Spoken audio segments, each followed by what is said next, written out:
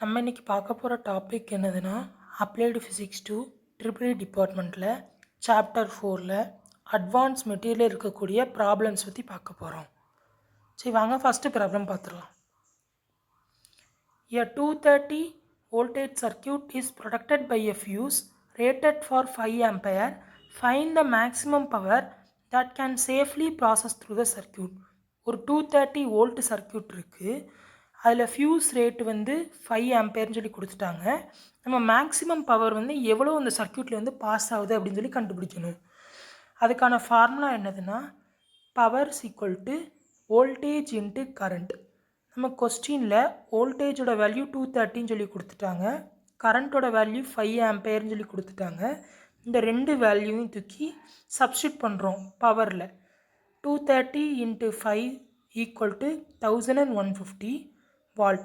பவரோட unit வந்து volt, அதனால் கடைசி 1150 வால்ட்டுன்னு சொல்லி நம்ம எழுதியிருக்கோம்.